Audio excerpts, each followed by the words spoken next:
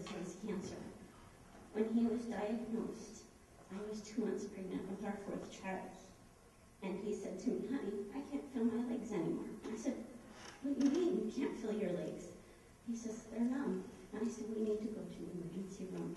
And we spent all night in the emergency room until we could get an MRI the next morning. And they came in and said, I'm sorry, you have cancer. He had 5 weeks of radiation. And we were staying in Ames with friends from our church. And when we went to move back into our house, after that we found out a black mold had taken over our home and we lost everything.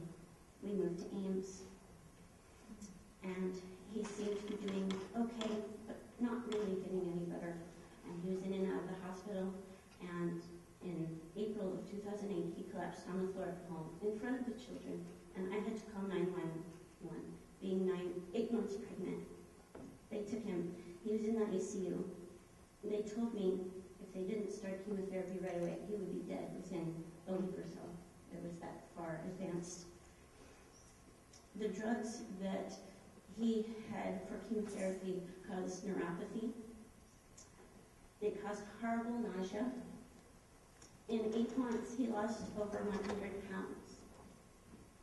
He's 6'3". After he came home, he was so weak, and he still continued to lose weight. And I had a new baby, and I had been a stay-at-home mom. I had never worked after college. I stayed home with the kids. And he continued to lose weight. Once he hit 119 pounds, and the nausea medications weren't working, and the Marinol wasn't working, I decided I couldn't sit around and watch him starve to death anymore. So I went to a friend and said, can you help me? He was taking 30 OxyContin every 5 days for the pain. And within an hour or 2 of taking it, he says, when can I have more pain medication? And I said, you can't. I can't give you any more right now. And my kids had to watch him. He was like an old man, rolled up in a ball in the living room. And he is 35. I was like a single mom with 4 kids and an elderly parent to take care of. And so I took matters into my own hands, and I did what I had to do, because I wanted my husband back, and my children needed a father. And so he was on 3 different kinds of nausea medications and appetite stimulants, including Marinol.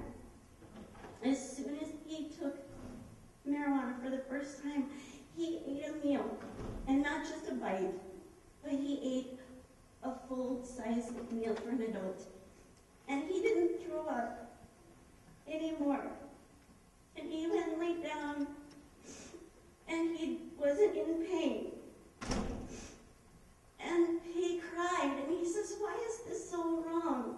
What is so wrong about not being in pain?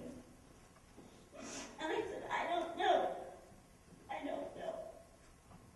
And I finally had Kevin back. Because before then, it was just this little old man in pain. I finally saw the person that I fell in love with again, and that I had children with, and I wanted to spend my life with. We celebrated our 10th wedding anniversary while he was in the hospital. I'm 34. I have a friend, Senator Beale, and he told me when we were talking about this that he said to me, and I quote, generally, Iowans know the right thing to do.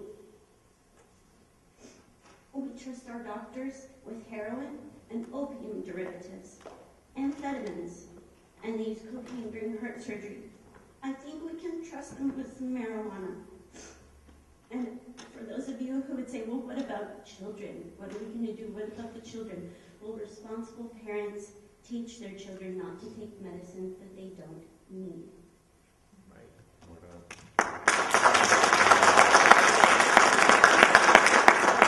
In our society, we don't penalize the majority of people because a minority of people might try to take advantage of something. We shouldn't make people criminals. And you are in effect making people criminals because you will not do your duty by rescheduling this case.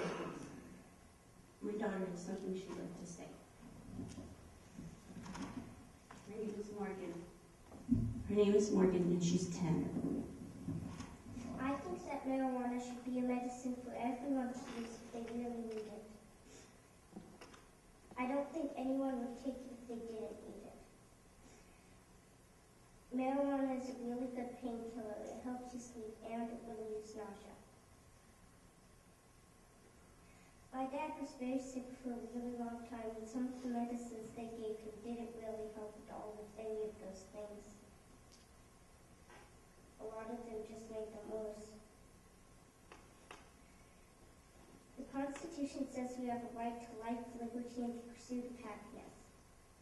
How can you pursue happiness as if you feel guilty all the time? Marijuana is a very useful plant. It shouldn't be illegal.